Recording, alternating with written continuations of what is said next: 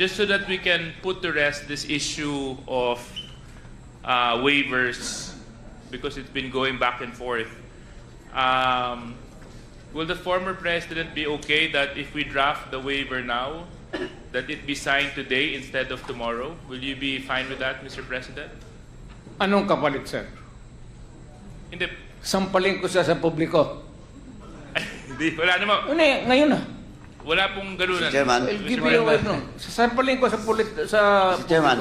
Session suspended. Session suspended.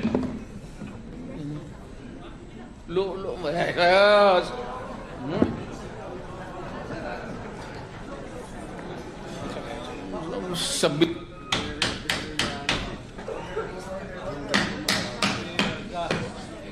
Pero ito po yan. Nakita nyo po kanina nung sinabi ni Chairman Suarez na kung pwede siyang pumirma, ano hong ginawa niya, nang gulo siya, no? Pero baka pwedeng ibalik natin dun sa issue na pipirma siya ng waiver.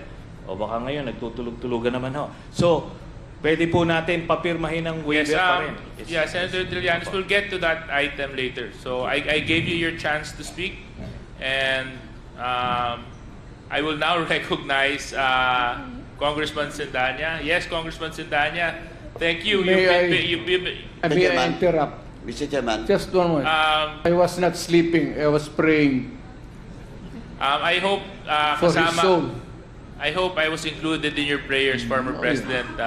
Nagdarasal Duterte. po ako. Hindi ako nagtutulog. Okay. Yes, Chairman Paduano. Mr. Chairman, since Mr. Chair, I am more particular on the case that you just have recently filed, the 6.4 million shabu, and that was filed before the Department of Justice, correct? Opo, yes, Mr. And Chairman. may we know, Mr. Chair, what is the status of this case pending before the DOJ? Ngayon po, nasa case build-up stage siya. Pero ano po ito, no? Open and shut case ito dahil yung ibang involved dito na akusado ay actually na-convict. So they will just be using the same set of evidence. Pero this time, it will include ito na mga ibang mga personalities na hindi nasama dun sa unang kaso, Mr. Chairman. And aside from Mr. Chair, may I interrupt? If this is an open and shut case, why is there a build-up until now? Dahil Nagmamakawa ako sa Diyos na i-file na. Dispense with the investigation, file the case in court. darating po tayo dyan, Mr. Chairman. Pero ito po, no, buti nga yung anak niya na drug lord at saka yung ano niya, son-in-law That ay will be, ano, I take exception to that statement, Mr. Chair. Please, It is not fair. And it's my opinion. mischievous It's my statement. opinion. Ikaw nga pinapapatay mo yung mga suspected. session suspended.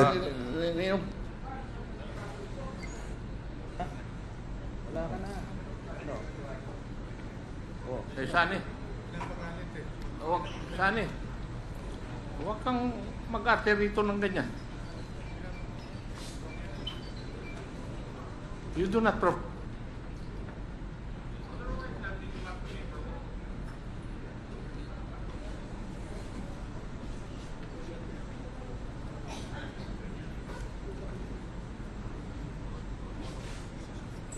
Please avoid calling names. We can conduct this hearing professionally and calmly. So avoid calling names para hindi po tayo magkaroon ng sakitan. Hearing is resumed. So is it now the understanding of the committee when the former president was asked by Chairman Acop that would the president be willing to sign any waiver? Would that be safe to assume, Mr. Chair, that that would be conditional? Or because I presume when the former president right away answered the question of Congressman Acop, I presume that it was actually in affirmative and it was actually in Wala all akong- candidness, wala akong all tinatago honesty. dyan. I'm The sorry. problem is, what is the purpose of this investigation? Am I under the investigation? Bakit ako mag-produce maghingi kayo ng bank accounts ko? Yes, Mr. Chair, I was just merely requesting... What is my purpose here? No, Mr. Chair, with all due respect, I was just merely confirming. That's why when I asked the former president, confirming and to elaborate further on the question propounded by Chairman Acop, it got my curiosity and I got intrigued because, when the question was straightforward and the answer was also given straightforward. I was just confirming now, Mr. Chair, with the former president. Yes, please. Ayaw ko kayo magduda. So, if not in public, I'll give you a copy. I will show you a copy on condition na it sticks with you. Thank you. With that, Mr. Chair, I guess it was clarified by the president. I would have wanted, for example, for the response of the former president to really be in accordance with how he responded in affirmative, but based on the clarification right now, Mr. Chair, it seems that it was conditional, no, Mr. Chair. Just for a confirmation lang po and for clarification, Mr. President. Hindi, ang kasi ang Mr. problema Chairman. sa joint account kasi yan. So, I had it back of my mind about my wife. Okay, I understand that, Mr. Chairman, Mr. I'm President. sure you have a wife and you have bank accounts. Yes, I have a lovely wife, yes, Walang Mr. solo President. dito na may bank account tayo. It's always, pagka may asawa ka, joint talaga yan. That is the Filipino way of doing it. Thank you, Mr. President, Thank you. for your straightforward answers. Thank you, Congressman Mr. Chairman. Adjong. Mr. Chairman. Yes, former Senator Gonzales. Well, just for the record, joint account between Duterte and Vice President Sara Duterte. So sila not the wife. Yun po ang dun sa nakuha natin. And just like what I anticipated earlier, Mr. Chairman, na yung pagsasabi niya na he's willing to sign a waiver, it's the same thing. It's always a bluff. Ngayon, yung sasabihin niya, sasampalin daw ako, pipirma siya ng waiver, sige po, pwede, papayag ako, sampalin niyo ako, pero pirma muna kayo sa waiver. Hindi Mr. pa rin. Chair, So, it's a Mr. Chair, the point of order, just to maintain decorum in this proceeding, and just to be fair, may we request the former senator not to provoke Okay. any resource persons because that won't do any good to anyone. I apologize, Please, Mr. thank you Chairman. very much, Mr. Chair. Naaral din po ba kung posible na meron ding ibang sources yung pumasok na mga pera na yon maliban sa drug money? Kasi gusto natin ma-verify po talaga if ever nga, halimbawa, matris po na may ibang mga income sources, legitimate man or illegitimate o kung ano man, maliban sa drug money. Naaral din po ba yung ganong possibility? Nung una, yun po ang kinoconsider namin, no? Kaso nga, based dun sa testimonya ni Arturo Las Cañas na sinabmit sa ICC, itong si Sammy Uy at si Michael Yang, sila po yung kumaga mag-partner, ano? Siya yung parang nagpa-front. Tapos tinignan namin yung mga negosyo nito ni Sammy Uy, hindi siya pwedeng mag-yield ng ganong dividendo na 40 to 50 million every 6 months na dinidistribute. Yung pa lang yung nakita natin doon sa paper trail. Tapos doon sa sinabi niya na ilang instances doon mismo sa isang Shabu laboratory, doon sa involvement nito ni Sammy Uy, lumiwanag po sa amin na drug related yung mga pumasok na pera dito kay Mr. Duterte. Kaya nga pinoproteksyonan niya ng todo, nakita nyo, di ba? Ayaw pumirma ng waiver kahit ito na, sasabihin niya, babawiin niya because ando doon lahat ng sikreto. And sabi ko nga, na-validate na po ito ng Anti-Money Laundering Council through the Ombudsman na nakakuha rin ng same set of documents. Then, ultimately, in an impeachment court and the criminal court, lalabas po yan. No? Lalabas po yung mga ganan kasi may mga exemption sa bank secrecy law yung itong criminal investigations sa korte. Yun po, Mr. Chairman. Thank you, Mr. Chair. I respond.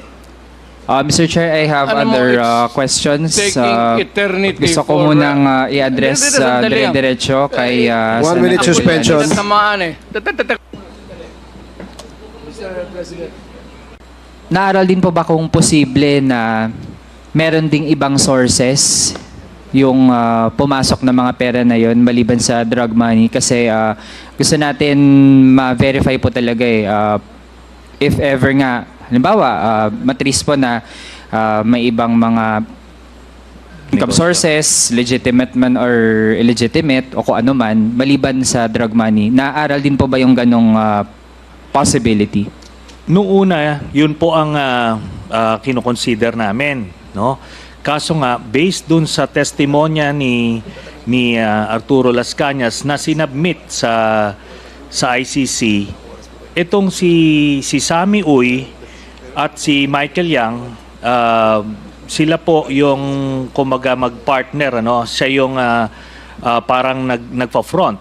Tapos tinignan namin yung mga negosyo nito ni Sammy Uy, hindi siya pwedeng mag-yield ng ganong dividendo na 40 to 50 million every 6 months na dinidistribute. Yung pa lang yung nakita natin doon sa paper trail. Tapos doon sa sinabi niya na ilang instances doon mismo sa isang Shabu laboratory, doon sa involvement nito ni Sammy Uy, lumiwanag po sa amin na drug-related yung mga pumasok na pera dito kay Mr. Duterte. Kaya nga, pinoproteksyonan niya ng todo. Nakita nyo, di ba? Ayaw pumirma ng waiver kahit ito na, sasabihin niya, babawiin niya because ando doon lahat ng sikreto. And sabi ko nga, na-validate na po ito ng Anti-Money Laundering Council through the Ombudsman na nakakuha rin ng same set of documents. Then, ultimately, in an impeachment court and the criminal court, lalabas po yan. No? Lalabas po yung mga ganan kasi may mga exemption sa bank secrecy law yung itong criminal investigations sa korte. Yun po, Mr. Chairman. Thank you, Mr. Chair. I respond. Mr. Chair, I have Alam mo, other it's questions. taking eternity Gusto ko for, munang i-address Sandali lang. dire-diretso kay 1 minute Senator suspension. Llanes. Tamaan eh.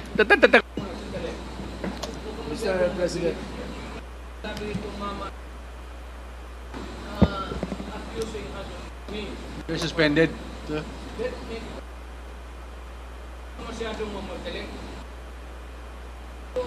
Wala, suspended. Suspended tayo, ha?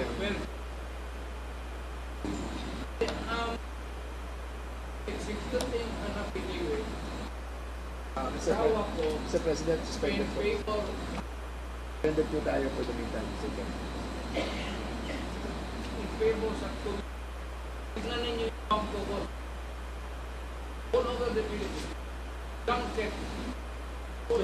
Suspended po tayo.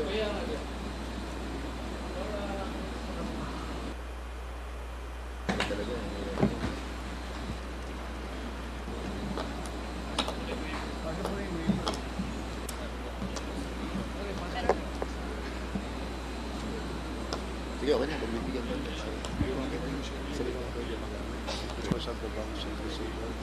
Hearing is resumed.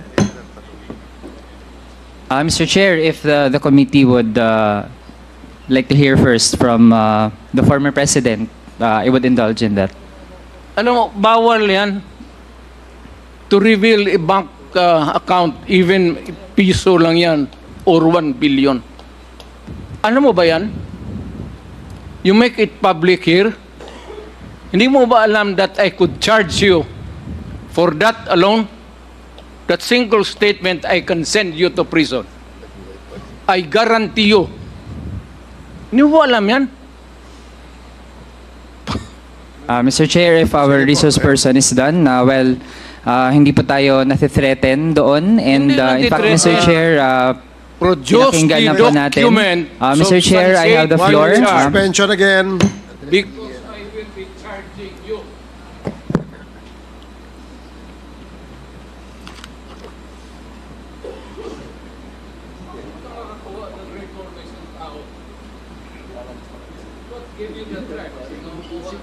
Ikaw pa? Ano ka man? Sino bang niluloko mo dito? You go home and plant whatever you want to plant. Ayaw kong sabihin.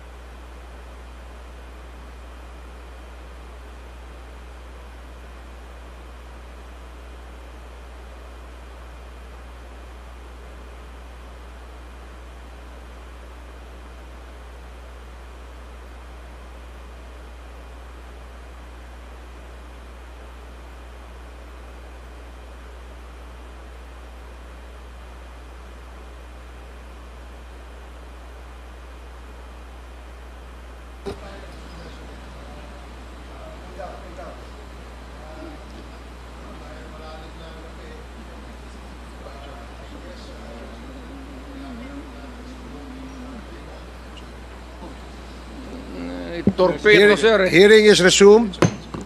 Gaya po ng Mr. Chair, nasabi ko Mr. kanina. Chair. Mr. President, sandali po. Sandali Mr. lang Chair, po. ako po muna.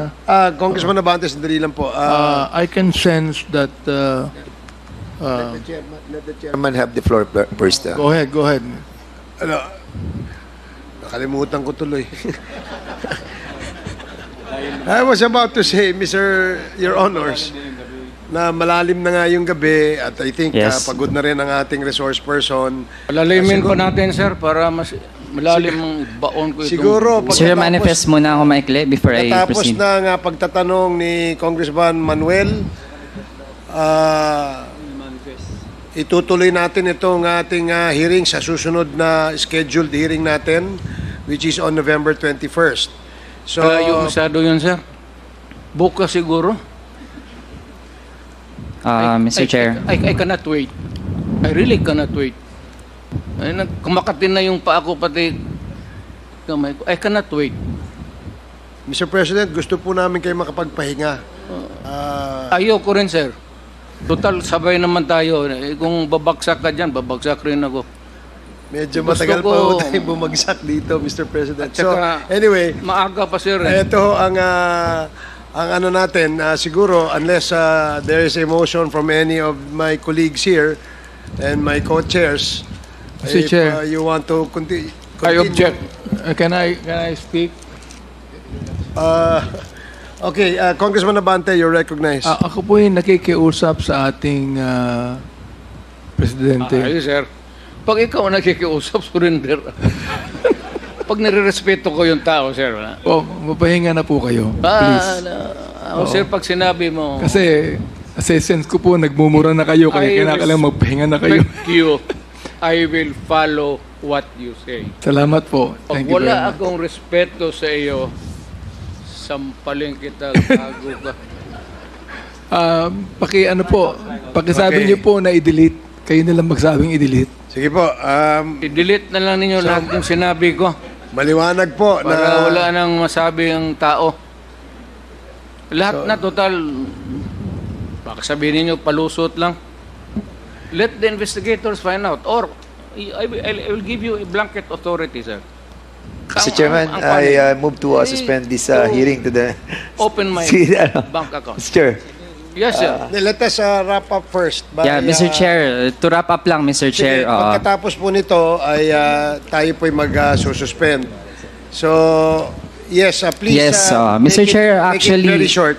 Yes, actually, Mr. Chair, marami pa akong mga tanong. Tapos nasabi nga rin naman po kanina, pwedeng hanggang 2 a.m., 5 a.m. tayo. Bakit ba yung kamay mo Actually, isang Mr. sasayaw? Chair, ako, kaya din naman natin yan, lalo na nung mga budget hearing, araw-araw ganun yung mode natin. Kaso lang, Mr. Chair, based sa sitwasyon po ng ating resource person, kahit na actually ay bibigyan ko rin naman siya ng panahon para makapagsalita. Gusto ko lang na ma-establish muna yung mga punto natin through our questions sa ibang mga resource person kasi po hindi lang naman po ang dating Pangulo ang ating resource person pero parang siya po yung kasi kamay yung mo. nagmamadali, Mr. Chair, at tingin po natin hindi na conducive to the point na tinithreaten po tayo, pananampal, pagmumura.